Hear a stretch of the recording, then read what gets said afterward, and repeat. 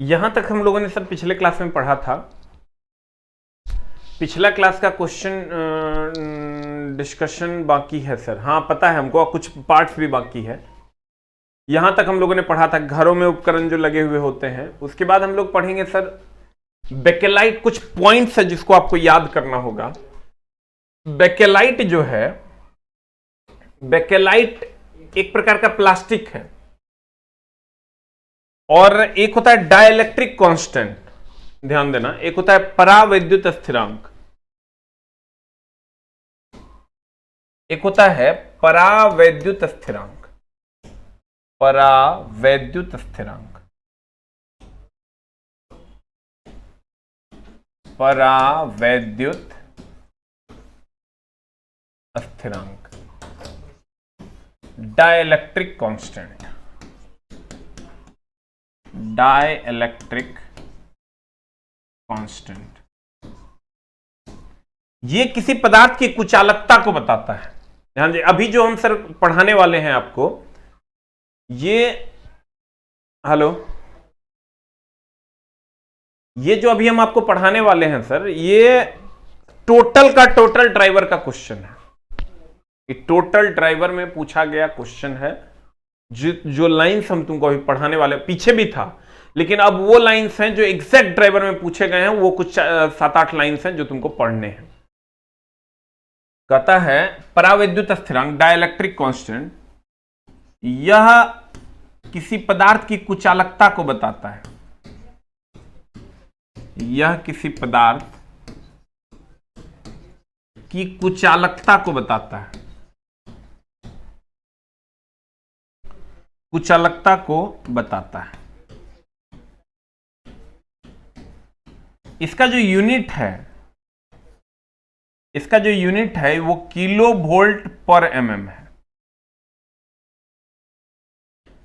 इसका यूनिट जो है वो किलो वोल्ट पर एमएम है। जितना किलो वोल्ट पर एमएम ज्यादा होगा, कुचालकता उतनी ही ज्यादा होगी।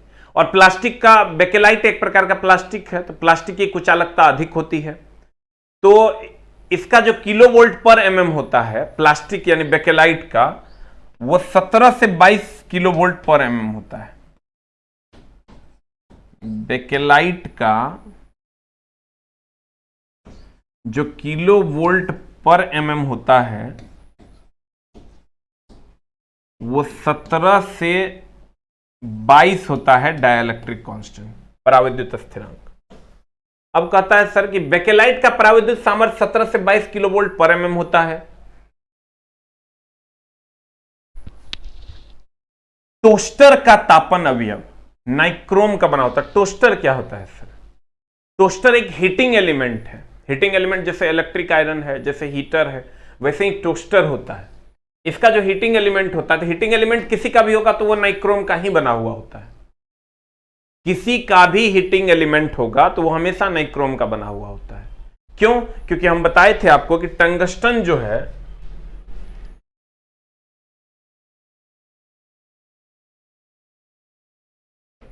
देखो हम तुमको बताए थे कि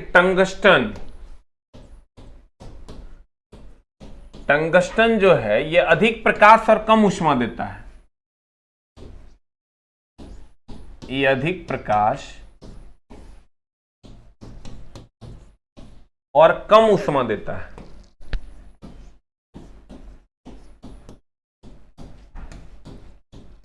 ये अधिक प्रकाश और कम ऊष्मा देता है। और ये जो नाइक्रोम है ये अधिक ऊष्मा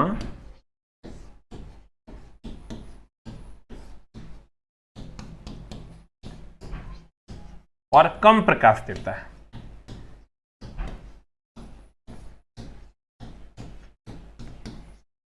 देखो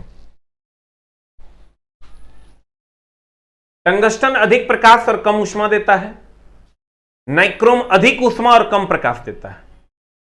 ये हम ऑलरेडी आपको पढ़ा चुके हैं सर। हाँ हाँ भर सकते हैं टेक्नीशियन में, इलेक्ट्रीशियन वाले। इसमें एग्जांपल हो जाएगा बल्ब, ट्यूबलाइट, इसका एग्जाम्पल हो जाएगा heater, heater, heater, heater, iron, या आप टोस्टर भी कह सकते हैं, पूछा था इस बार एएलपी में। टोस्टर, टोस्टर एक हीटिंग एलिमेंट है। जितना भी हीटिंग एलिमेंट है, जितना भी हीटिंग एलिमेंट है, इस सब के सब नाइक्रोम के बने होते हैं।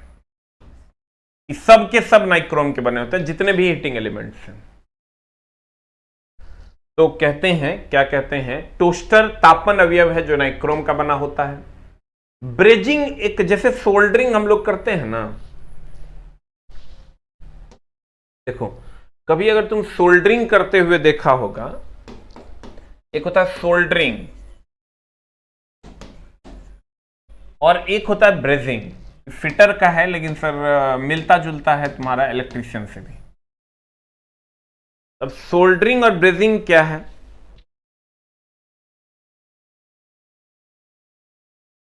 सोल्डरिंग एंड ब्रेजिंग, कभी सर ये तार वगैरह को आप देखे होंगे सर सोल्डरिंग करते हुए। एक सोल्डरिंग आयरन रहता है, उसको गर्म करते हैं और गर्म करके एक सोल्डर रहता है, उसको गर्म कर करके पिघला पिघला के यहां डालते हैं, उसको हम, ये सोल्डरिंग आयरन है, सोल्डरिंग आयरन है।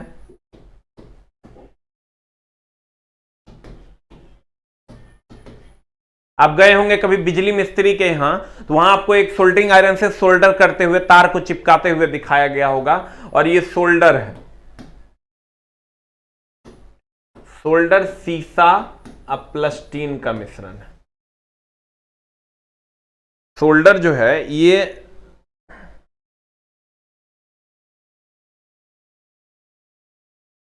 सोल्डर जो है वो सीसा और टीन का मिश्रण है। तो और ब्रेजिंग में वैसे ही क्या होता है सर, कॉपर और चांदी का मिश्रण का प्रयोग में लाया जाता है। ब्रेजिंग की अगर हम बात करें तो ब्रेजिंग में कॉपर और चांदी का मिश्रण को प्रयोग में लाया जाता है। कॉपर एंड चांदी के मिश्रण को प्रयोग में लाया जाता है ब्रेजिंग में।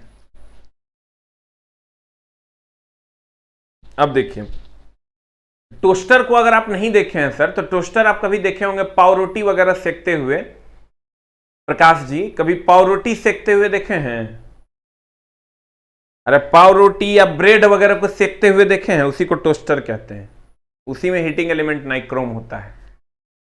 तो सर ये जो सोल्डरिंग में सोल्डर सीसा और टीन का होता है, अब ब्रेजिंग में जो सर जिसके द्वारा हम लोग ब्रेजिंग करते हैं वो कॉपर और चांदी का होता है। तो वही यहां कह रहा है, क्या कह रहा है, ब्रेजिंग में प्रयुक्त स्पेल्टर, वहां सोल्डर नहीं कह के स्पेल्टर कहते हैं। स्पेल्टर सामान्यतः कॉपर बेस चांदी का मिश्र धातु होता है। किसका बेस? कॉपर बेस चांदी का मिश्र धातु होता है। और सोल्डर में जो सोल्डरिंग में जो सोल्डर होता है, सोल्डरिंग में प्रयुक्त सोल्डर, प्रयुक्त सोल्डर सीसा और टीन का मिश्रण होता है।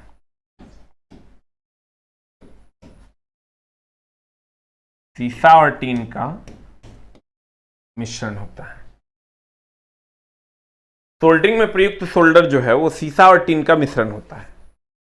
ब्रेजिंग में प्रयुक्त स्पेल्टर बोलते हैं उसको, वो कॉपर बेस चांदी का मिश्र धातु होता है। इलेक्ट्रिक केटल में भी सर नाइक्रोम ही होता है, वह भी एक प्रकार का हीटर है। आप देखिए सर, कहता है इलेक्ट्रिक आयरन में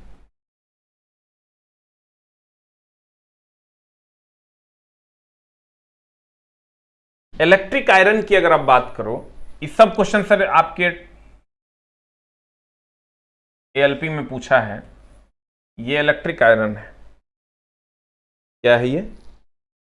इलेक्ट्रिक आयरन है। ठीक है। इलेक्ट्रिक आयरन का जो ये बेस प्लेट है, ये जो इलेक्ट्रिक आयरन का सर बेस प्लेट है,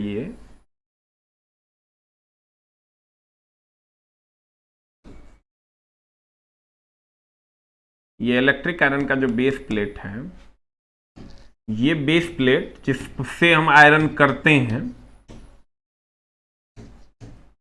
इलेक्ट्रिक आयरन का जो बेस प्लेट है,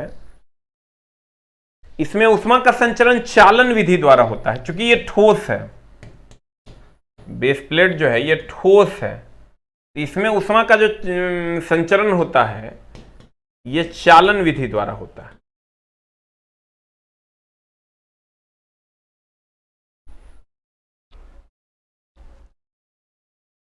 इलेक्ट्रिक आयरन का जो बेस प्लेट है, इसमें ये ठोस होता है, और ठोस जो होता है ये चालन विधि द्वारा इसमें उष्मा का संचरण होता है। ध्यान दीजिएगा सर, इलेक्ट्रिक आयरन का जो बेस प्लेट होता है ये ठोस होता है, और ठोस होता है तो ये चालन विधि द्वारा इसमें उष्मा का संचरण होता है। कौन विधि द्वारा होता है? चालन विधि द्वारा। इसलिए कि आप पढ़े होंगे कि ठोस में उष्मा का संचरण चालन विधि द्वारा होता है, द्रव और गैस में संवहन विधि द्वारा, और सूर्य की उष्मा पृथ्वी तक आती है विकिरण विधि द्वारा। चालन क्या होता है? चालन होता है सर कंडक्शन। अगर आप पढ़े होंगे कंडक्शन, कन्वेक्शन और रेडिएशन, इस सब एएलपी का ओरिजिनल क्वेश्चन है, कंडक्शन, कन्वेक्शन और रेडिएशन। अब देखो, कहते हैं इलेक्ट्रिक आयरन में बेस प्लेट में उष्मा चालन के माध्यम से की जाती है। इलेक्ट्रिक आयरन में बेस प्लेट में उष्मा चालन के माध्यम से की जाती है। इलेक्ट्रिक आयरन के में बेस प्लेट सबसे नीचे वाला प्लेट में उष्मा चालन के माध्यम से जाती है या स्थानांतरित होती है। अब कहता है, एक होता है नियंत्रित स्रोत, ध्यान दीजिएगा, जैसे फॉर एग्जांपल कि आप रेगुलेटर लगाते हैं, फैन रेगुलेटर, ये मान लीजिए फिर फैन रेगुलेटर है,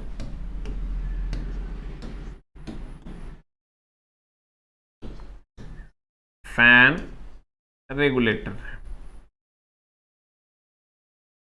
अगर हम फैन रेगुलेटर की बात करें, नहीं ये पुराना मटेरियल नहीं है, अभी जो हम तुमको पढ़ा रहे हैं सब नया हम जोड़े हैं अपने से पॉइंट्स। सर डीएमआरसी का टोटल क्वेश्चन इसमें डाला हुआ है, आपको टेंशन लेने की जरूरत नहीं है। कहते हैं जो फैन रेगुलेटर है, इस फैन रेगुलेटर का काम है करंट सप्लाई को कंट्रोल करना, तब तो स्पीड को ये घटा बढ़ा देता है, करंट को ये कंट्रोल करता है, जिससे स्पीड घटता बढ़ता है। फैन रेगुलेटर का काम है, फैन रेगुलेटर का काम है कंट्रोल करना। किसको? ये जो फैन रेगुलेटर है सर, इसका काम है कंट्रोल करना। किसको कंट्रोल करना? फैन रेगुलेटर जो है, इस फैन रेगुलेटर का काम है कंट्रोल करना, धारा को कंट्रोल करना, करंट को कंट्रोल करना। इसका मतलब ये कंट्रोल नियंत्रित सोर्स है। ये सोर्स जो है ये नियंत्रित कर लेता है, बिना नियंत्रित किए हुए नहीं जाने देगा। ये जितना चाहेगा उतने करंट जाने देगा, और नहीं चाहेगा तो करंट को नहीं जाने देगा। तो कहता है सर बुक अब लॉकडाउन खुला है, तो नेक्स्ट वीक में हम देखते हैं क्या कर पाते हैं। अभी तो पहले हम पटना जाएंगे, उसके बाद है ना, ऐसे ऊर्जा स्रोत जिनका परिमाण परिपथ के अन्य स्रोतों पर निर्भर करता, अन्य स्रोत जैसे रेगुलेटर, उसे नियंत्रित स्रोत कहते हैं। अगर मान लो कि इस रेगुलेटर से पंखा चल रहा है,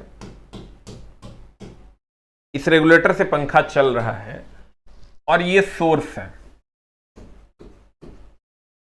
जहां से तुम पावर सप्लाई दिए हो ट्रांसफार्मर से, ये जो सोर्स है, चूंकि इसमें कंट्रोल करने वाला एक इंस्ट्रूमेंट लगा हुआ है, तो इस सोर्स को हम नियंत्रित सोर्स कहते हैं, क्योंकि ये सोर्स कंट्रोल हो जाता है।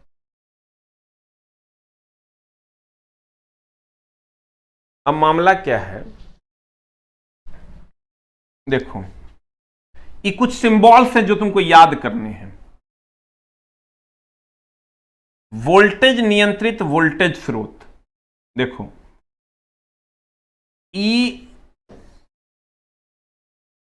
ध्यान देना, ई वोल्टेज स्रोत, वोल्टेज स्रोत, ये धारा स्रोत, धारा स्रोत।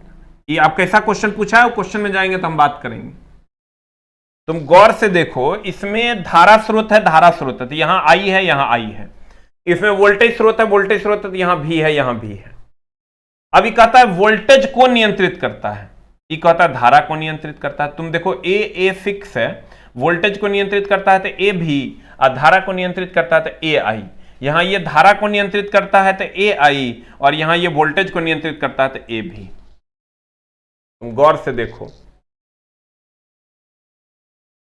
जो सिंबल है तुम्हारा वोल्टेज नियंत्रित करेगा, ये वोल्टेज स्रोत हो गया तो भी हो गया, वोल्टेज स्रोत हो गया तो भी हो गया, धारा स्रोत हो गया तो आई हो गया, धारा स्रोत हो गया तो आई हो गया। तो अगर वोल्टेज को नियंत्रित करेगा तो ए भी हो जाएगा। देखो प्लस माइनस का सिंबल है, दो सिंबल होता है, एक होता है प्लस माइनस का सिंबल में, कंट्रोल्ड में, और एक होता है डायरेक्ट सिंबल में, डायरेक्ट एरो के सिंबल में।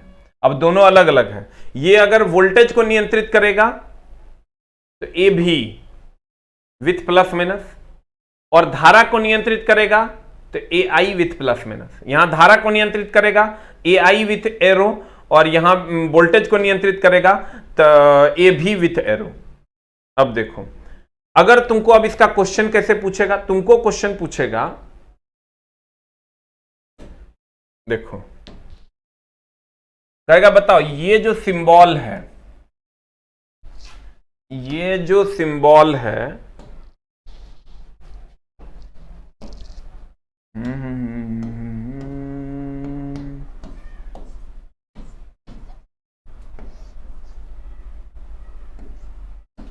भी ए भी,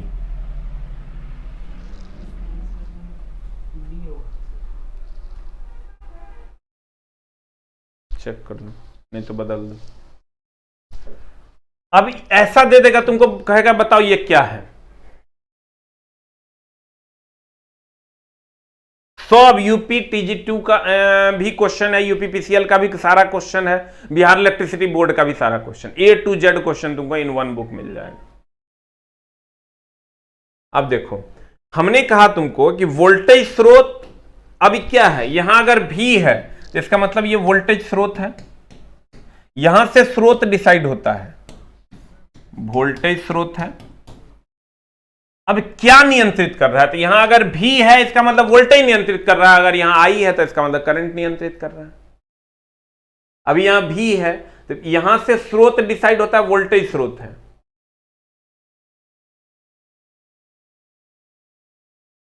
और यहां ए भी है, इसका मतलब वोल्टेज नियंत्रित कर रहा है, इसका मतलब वोल्टेज नियंत्रित कर रहा है। वोल्टेज स्रोत, वोल्टेज नियंत्रित, यहां इससे वोल्टेज स्रोत और यहां ए भी है तो वोल्टेज नियंत्रित, यहां ए आई हो जाता तो धारा नियंत्रित। ये एकदम नया टाइप का क्वेश्चन है।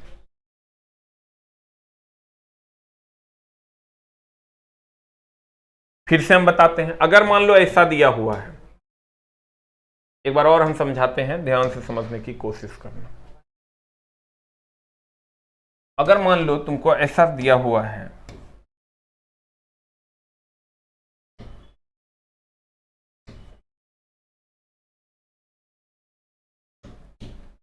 यहां भी, यहां ए आई, पहले तो यहां से हम कह देंगे कौन सा स्रोत है, तो कहेंगे वोल्टेज स्रोत है, भी है, यहां आई रहता तो करंट स्रोत हो जाता, वोल्टेज स्रोत।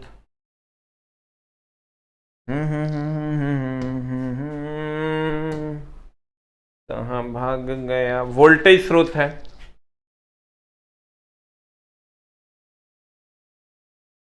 अरे चेंज कर दो ना, वोल्टेज स्रोत है। भी से। यहां आई दिया हुआ है तो धारा नियंत्रक है, ये वोल्टेज स्रोत धारा नियंत्रक है। तो यहां से सर क्वेश्चंस पूछे गए हैं आपके एएलपी में।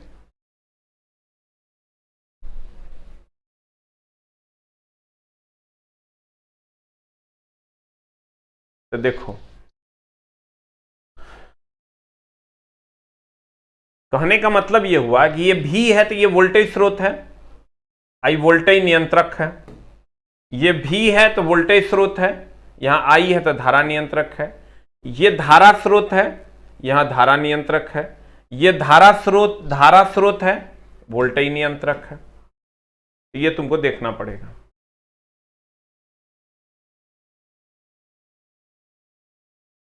अब आ जाइए इसमें, रेडार का सर फुल फॉर्म पूछा है। रेडार का पूरा नाम रेडियो डिटेक्शन एंड रेंजिंग होता है। रेडार का फुल फॉर्म जो होता है वो रेडियो डिटेक्शन एंड रेंजिंग होता है, सब जानते हैं। एक अंतरराष्ट्रीय ओम का मान जो होता है, कभी कभी पूछ देता है, एक अंतरराष्ट्रीय ओम यानी एक ओम का जो इंटरनेशनल मान होता है वो 1.00049 निरपेक्ष ओम के बराबर होता है। एक होता है सापेक्ष जो किसी की तुलना में हो, एक होता है निरपेक्ष। इतना को हम लोग एक ओम कहते हैं अंतरराष्ट्रीय स्तर पर। ये पॉइंट में जो वैल्यू है 3.049, ये कभी कभी पूछ देता है, तो इसको भी ध्यान में रखेंगे। और एक होता है एक खुले परिपथ में धारा का मान शून्य व प्रतिरोध अनंत होता है। अगर कोई खुला परिपथ है, हम पहले भी बोल चुके हैं, खुले परिपथ में धारा का मान शून्य होगा। ये खुला परिपथ है, इसमें सर धारा का मान शून्य होगा, धारा का मान शून्य होगा। अब प्रतिरोध R बराबर होता है V बटा I, तो V बटा anything by 0 is equal to infinite. खुले परिपथ में प्रतिरोध का मान अनंत हो जाएगा।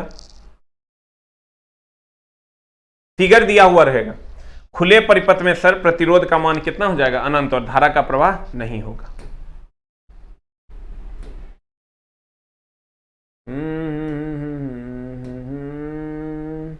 तो ये सर आपका कंप्लीट सिलेबस है। DSW MHA हम आपको बता दिए हैं। तो एक बार सर शॉर्ट रिवीजन करते हैं और फिर हम लोग सर किसी रोज तुमसे मुलाकात, एक बार तुम लोग का क्या क्या मामला है सर, फिगर दिया हुआ रहेगा। हाँ दिया हुआ रहेगा। गुरुजी एएलपी में कितना नंबर के क्वेश्चंस पूछते हैं? अच्छा, इस पर हम एक वीडियो बना देंगे सर, एएलपी स्पेशल। अभी आप ट्रेड पढ़िए, आपके लिए इंपॉर्टेंट है, इसको पढ़ लीजिए।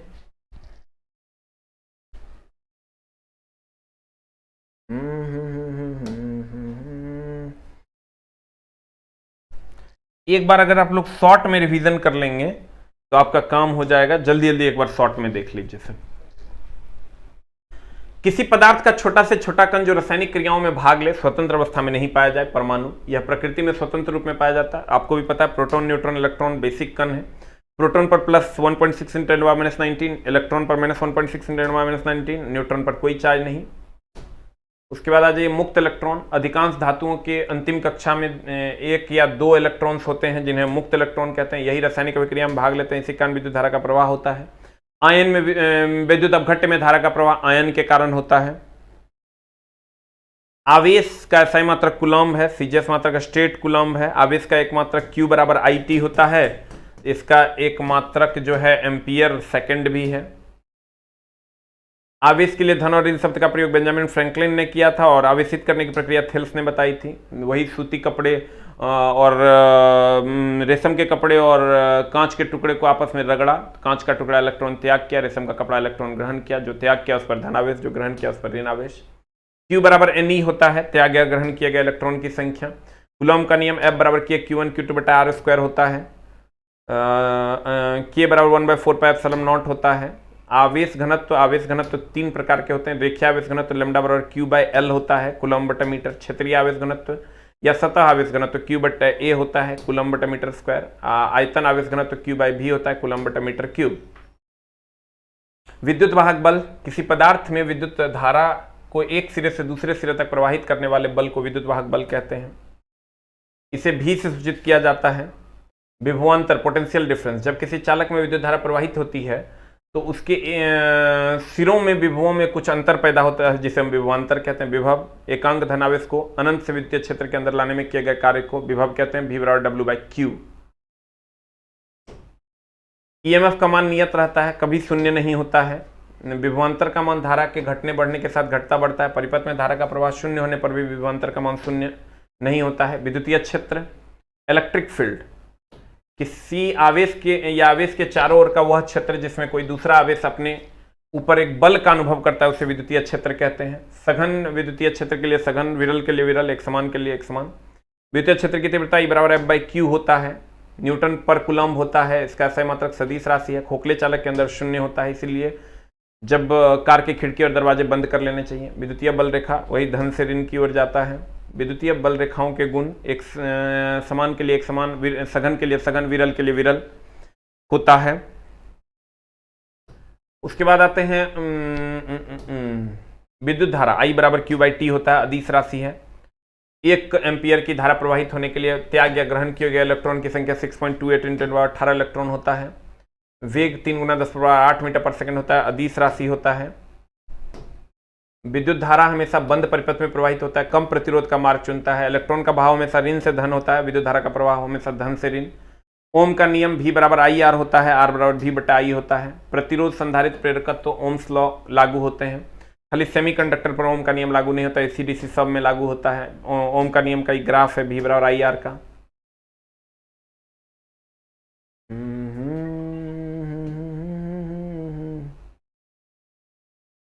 उसके बाद है तुम्हारा प्रतिरोध। देखो एक शॉर्ट बस हम रिवीजन करवा रहे हैं, ऑलरेडी तुमको हम पढ़ा चुके हैं।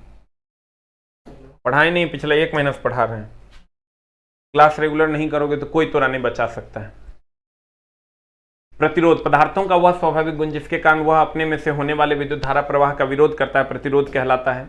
R से डिनोट करते हैं। प्रतिरोध का मतलब होता है विरोध, ये सिंबल है।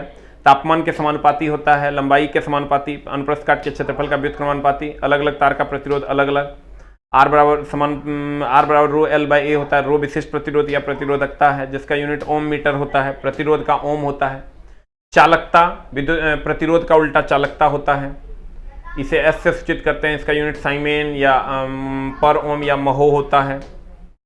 विशिष्ट चालकता, विशिष्ट प्रतिरोध के व्युत्क्रम को विशिष्ट चालकता कहते हैं। अगर किसी तार के प्रतिरोध को x गुना कर दिया जाए तो लंबाई को x गुना कर दिया जाए, प्रतिरोध भी x गुना। अगर लंबाई को लंबाई को खींचकर x गुना कर दिया जाए, प्रतिरोध x² गुना। श्रेणी समानांतर हम तुमको बता दिए, श्रेणी होगा तो R1 + R2, समानांतर होगा R1 R2 but R1 + R2। समानांतर में वोल्टेज समान, धारा अलग अलग, श्रेणी में वोल्टेज अलग अलग, धारा समान। व्हीटस्टोन ब्रिज प्रतिरोध नापता है, ज्ञात प्रतिरोध P/Q = R/S। शक्ति तो सबको पता है, एकांक कार्य करने की दर को शक्ति कहते हैं, SI मात्रक वाट। 1 HP = 746 वाट। 1 मीट्रिक शक्ति 735.5 वाट। 1 kilowatt hour 1.34 HP। T = Q/V होता है। एकांक विभव उत्पन्न करने के लिए आवश्यक आवेश की मात्रा को धारिता कहते हैं। इसका SI मात्रक कूलम्ब पर वोल्ट या फेराड होता है, यह एक अदिश राशि है। 1 माइक्रोफेराड = 10⁻⁻6 फेराड। गोलाकार चालक की धारिता 4πε0, गणना करने पर धारिता आती है 711 माइक्रोफेराड और पृथ्वी की वास्तविक धारिता होती है अनंत।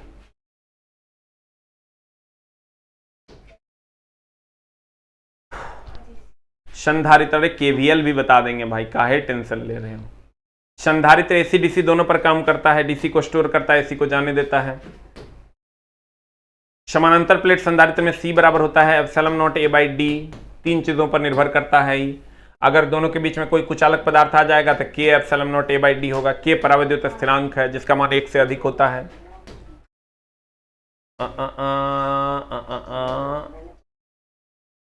अब आते हैं, ये अलग अलग प्रकार के संधारित्र हैं जिसका कोई काम नहीं है। रेंज भी याद करने की कोई जरूरत नहीं है।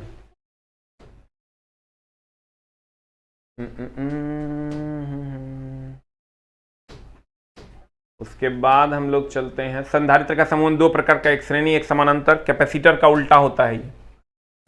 फिर आगे है आपका धारा घनत्व J बराबर होता है I/A, इसलिए इसका यूनिट हो जाता है एम्पियर बटा एम्पियर, I का एम्पियर हो गया, A का मीटर स्क्वायर, एम्पियर बटा मीटर स्क्वायर। ये सदिश राशि है। विद्युत धारा के प्रकार, एक होता है AC, एक होता है DC। AC हम लोग घर में यूज करते हैं, DC बैटरी में स्टोर करते हैं। AC बोले तो अल्टरनेटिंग करंट, जो कि अल्टर होके चलता है, और DC बोले तो डायरेक्ट करंट।